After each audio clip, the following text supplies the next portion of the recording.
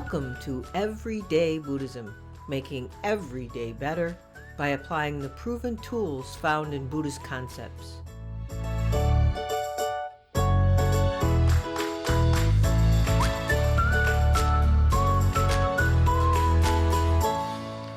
Hello and welcome to episode 62 of Everyday Buddhism, making every day better. In episode 60, the one before my conversation with Scott Snibbe, I shared what brought me to the new attitude, or tude as I refer to it. I was trying to build with my return to practicing the 37 practices of bodhisattvas and other compassion-based practices based on building and sustaining bodhicitta. Now, in this episode, I'd like to do a deeper dive into an important part of developing a bodhisattva attitude, and that is equanimity. Equanimity is, at best, misunderstood, and at worst, completely overlooked as a part of being mindful, as part of reducing reactivity, and then, of course, developing compassion. Now, I don't believe our culture teaches or encourages equanimity, so it isn't a natural capacity we can fall back on, when surrounded by problems or crises. Instead, our most instinctive response to problems and crises is to fight, grasp at, or push away, or freeze and overwhelm, or bury our heads in the sand trying to ignore one of the very certainties of life, and that is that life is uncertain. As I talked about in episode 60, it's been almost 2 years of an upended life for most of us, with the global COVID pandemic causing so much fear and suffering, the undeniable results of climate change bringing fires and flooding to all parts of the world, and then adding earthquakes and the horrors in Afghanistan, Syria, Haiti, and so many other countries plunged in violence and natural crises, plus an ongoing political divisiveness then of angry protests and social and racial injustice happening not just in our country, but seemingly around the world. 2 years is a long time to keep a stiff upper lip or to pretend everything is normal. It's even a long time to try to ignore the world around you through overwork and other behaviors like drinking too much, overeating, Netflix binging, and doom scrolling. All of these are symptoms of overwhelm and trauma caused by unremitting stress. As I talked about in episode 60, I personally came back to a practice focusing on the attitude of a bodhisattva to help my unremitting stress, my overwhelm. This bodhisattva attitude is motivated and powered by bodhicitta, and it has been particularly helpful in my case with the worries, fears, sadness, and overwhelm I have been feeling. Back to bodhicitta, I'll repeat what I said in 60. Bodhicitta is a Sanskrit word in its simplest definition, meaning awakening mind or the altruistic determination to be awakened or enlightened for the benefit of all beings. A bodhisattva, likewise, then, is an individual seeking awakening and possessing the compassionate motivation of bodhicitta. Now, this attitude, the bodhisattva attitude or bodhicitta, is a powerful mix of compassion and equanimity. As I talked about before, compassion is something most people feel they know about. But I believe what equanimity is and how powerful it is what's most often overlooked. Yet, In my mind, it's the secret ingredient to the Bodhisattva attitude I've been talking about. I think I've heard Sharon Salzberg refer to it as the secret sauce of compassion. I agree. I was inspired to go deeper into equanimity for this episode after reading a 2005 Tricycle article called A Perfect Balance by Gil Fronsdal and Sayadaw Pandita, the late Sayadaw Pandita. They captured a mental image I had, and I'd been thinking about, of what equanimity is like in their brilliant teaching. In that article, the authors wrote that equanimity is, quote, one of the most sublime emotions of Buddhist practice, the ground for wisdom and the protector of compassion and love, unquote. Now, I was saying I've been thinking a lot about how equanimity feels, in my mind, like a combination of balance and spaciousness. I kept seeing a mental image of how it is to balance on a bicycle or walking on a narrow beam. If you cling to one side or another, moving your weight in a clinging fashion or a frenetic fashion, you'll fall. If you overreact to the feeling of falling to the left, you'll fall to the right and vice versa. Balance is all about subtle movements, one way, then another, in response to the needs of the moment. Balance is not reactive. And when you've reached that perfect balance, there is a sense of gracious ease, a spaciousness like a bird in flight. Now, equanimity in English translates the Pali words opaka, and the next one I will not try to pronounce. I'm not even going to try to do it because it could cause me to laugh, and then, well, that'd be the end of this episode, or I'll have to edit it out. But this word will be spelled out in the show notes. The first, opaka, refers to a spaciousness that comes when you see things from a bigger perspective. Sort of the big view. In the article, the authors wrote that the word in India is sometimes referred to as, quote, seeing with patience, unquote. I like that, seeing with patience.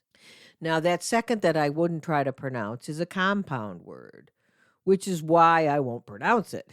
It is a compound of the words tatra, which is sometimes referred to as all these things, and maha, meaning middle, and tata, which means to stand or to pose. And there you have it. It refers to standing in the middle of all this. We're just standing in the middle of all this. And if that doesn't describe how it's been in the last 18 plus months, I don't know what does. We've been trying to stand in the middle of it all, trying to maintain our balance, our peace, our compassion in the middle of it all. Now, the trick here is to not believe this magic power of equanimity is just going to swoop down upon you and given you by a genie, and you will, poof, be completely peaceful and not overwhelmed just because you now know about what equanimity is. No, unfortunately, like all things, it takes practice. If you try to become equanimous, you may instead become complacent or aloof, like a teenager, saying whatever. That's not what we're referring to when we talk about equanimity. So how do we get this magic power? How do we do this practice? It basically, at its ground, at its foundational level, happens through mindful awareness of what causes us to be reactive. A mindful awareness or an understanding a non-reactive understanding of what triggers us. And then, when we become aware, we just observe without letting our mind latch on or tell more stories to become lost on the runaway train of reactive thoughts. When you observe what happens, you will be more ready, more practiced to catch your reactive mind. The next time that the circumstances happen again, you'll catch them before you react to them, hopefully. And if you can't just observe without reacting, then maybe you should avoid the things that trigger you until you've learned to develop a more steady, pure, mindful awareness. I don't know what your triggers are. Maybe your triggers are the news, or Twitter, or Facebook, or your neighbor, a coworker, or your boss. If it's your neighbor, coworker, or boss, then I suggest you do as Shantideva suggests in The Way of the Bodhisattva, Chapter 8, verses 14 through 16. He says, quote, "Only ruin can result from links like these between yourself and others, for they will bring no benefit to you, and you in turn can bring them nothing good. Therefore, flee the company of childish people. Greet them when you meet them with smiles that keep on terms of pleasant courtesy, while not inviting close familiarity. Like bees that get their honey from flowers, take only what is consonant with Dharma. Treat them like first-time acquaintances without encouraging a close relationship." Unquote. If we keep practicing and are able to find some equanimity in one moment, even just one moment, it then will lead to another moment, and another moment, and another moment. And the more equanimity we build, like anything else, it builds on itself. But you have to do it. You have to do the practice for the equanimity to build on itself. You know, in the article that I referenced, they suggest 5 more practices in addition to mindful awareness, or quote unquote wise attention as they refer to it. The first practice is similar to the verses I just quoted from Shantideva, and that is working on developing an attitude of non-attachment, of equanimity toward the people and animals we love. Now, of course, this is not about disconnecting from our loved ones and pets or not caring about them, but it's about not excessively attaching. In other words, not grasping after their welfare, their habits, their behavior. Now, I can hear the responses out there. Yeah, see, I can hear you. Isn't this a sense of abandoning or disconnecting from our loved ones, you ask? No. Actually, this is a way of being present and available to our loved ones in a more balanced and spacious way. It's far from being indifferent or insensitive, because we are now more balanced and spacious. We're able to rest our minds in a non-reactive state of pure acceptance for life as it is, for whatever presents itself, for the way in which our loved ones and pets present themselves. Just pure acceptance. Now, there are a couple ways to accomplish this. First is to remember that all beings are experiencing the causes and conditions that are inherent only to their own karma. Now, I've said before, don't get all woo-woo about karma here. You don't have to believe in past lives. You can believe in past lives, but we don't have to understand this concept. What I'm talking about when referencing karma is that every being is harvesting the conditions of their own actions, speech, and thoughts. And ultimately, there is nothing you can do to change the consequences of their actions. Think about that. What can you do to stop the conditions of the causes that this other person planted? Nothing you can do about it. Thinking like this can help you find space and keep you from reacting to what others do or say. Another way that helps accomplish this is to remember my favorite phrase. Quote, I'm quoting myself here. Things as they are, not as you want them to be. Unquote. When you become overly worried, anxious, frustrated, whatever, try to remember that life is what it is. Period. It just keeps going. It just is. The you are today is not exactly the you are tomorrow. And it's the same with your loved ones. It's the same with all beings. So what are you going to do to stop life from being what it is? You can't.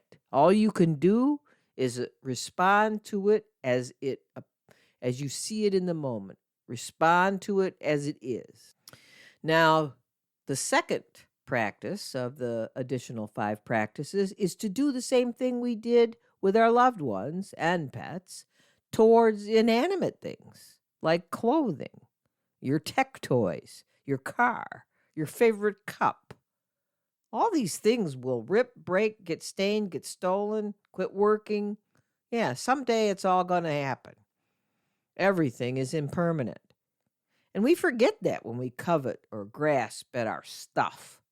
So also remember the concept of non-self and emptiness. There's not even a self to own any of these things. And the things are made up of other things that are also impermanent. It's all a big complex web of causes and conditions that are all impermanent. So what are we grasping at? Who owns these things? And as soon as we buy the latest smartphone, we know it won't last forever. And buying the next latest release won't ensure permanency either. You have to make peace with this impermanent nature of life and the fact that we aren't discrete things, or not the things that we own, the stuff that we own aren't discrete things either. They're all interrelated to causes and conditions. Now, the third practice is to avoid the company of people who tend to live in constant reactive mode. You know the ones. The ones that grasp after people, things, and concepts in a non-balanced, sort of crazy way. The more you surround yourself with people like that, the more your mind becomes influenced and conditioned to reactivity. You feel as if reactivity is normal. Because if you're surrounding yourself with people who are constantly reactive, you too will start being reactive. I've experienced this with people who are over exuberant about everything. Now, I'm not talking about people who are energetic and committed to doing good or accomplishing important things. The experiences I'm referring to are when people can't focus on anything else but all the bad or questionable things about this politician, that boss, this movie star, that friend, or even all the bad or questionable things that they did in their past. Or that it's the people that just keep going round and round and round in circles on that crazy thought train I keep referring to. When your mind starts entertaining those thoughts that the people you're surrounding yourself with, those thoughts crowd out the balance that comes from mindful awareness. The thing we're practicing. Now, the fourth practice is to choose, quote unquote, cool and composed friends over those reactive ones. This way, your mind is bathed in the balance and space that equanimity produces. These people will become your models, whether you actively think of them in that way or not. I'm sure we've all been in situations where we enter a group where everyone is upset or worried and they're talking over each other, and the energy is something that you can't help but pick up. It's frenetic. No matter how calm you were when you entered the room, that energy rubs off on you. I remember when I worked in when broadcasting, and there was this pervasive sort of negativity about uh, what the manage. I was in a union of broadcast engineers, and there tended to be this pervasive energy of what the management was always going to do to us. They were the enemy, and even if you walked into work in the most up best mood, you started hearing all these mumbles about, yeah, they're going to do this to us, and then we're going to do that to us, and we shouldn't do this. And it's just, you can't avoid it if everyone around you is like that. You can't help but pick it up, no matter how calm you were. And conversely, if you enter a group where everyone is calmly listening to each other and learning from each other, your mind calms right down, and you have space to be open rather than that tight, closed, grasping little mind. You have this spacious, open mind that can just sit and watch.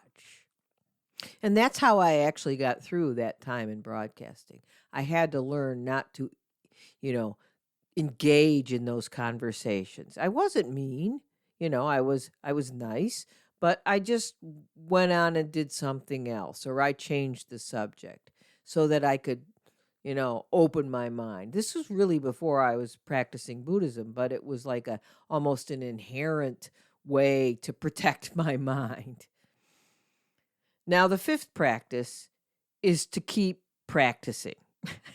Keep practicing being in a balanced mind. Think of that bike riding analogy I mentioned at the beginning.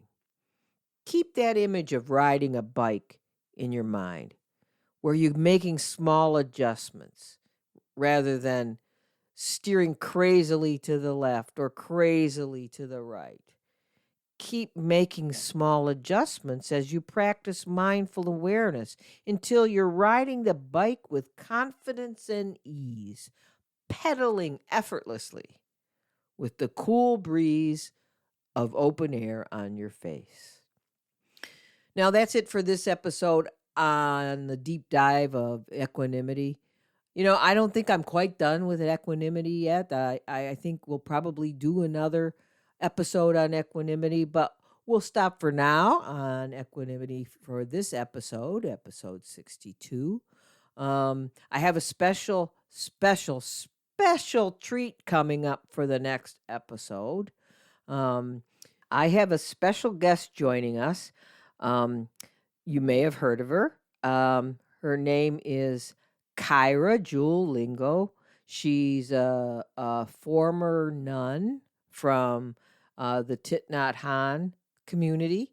And I'll tell you more about her when we get into the next episode with her, but I think you're going to love it.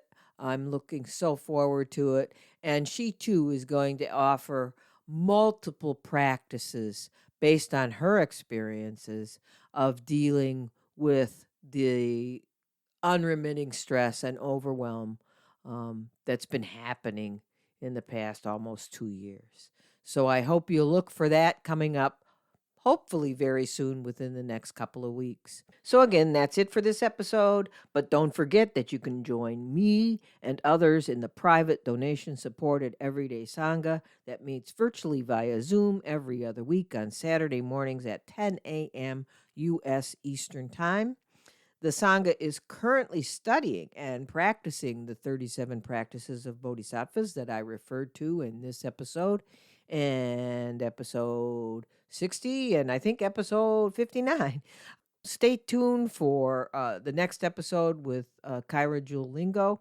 And also, please consider supporting the efforts of this podcast and related groups by becoming either a member of the Everyday Sangha, which is very beneficial to be around others who have the same insights about how life is, the same intentions to improve themselves. It's a very helpful thing, especially if you're not near a temple, a Dharma center, or anything like that.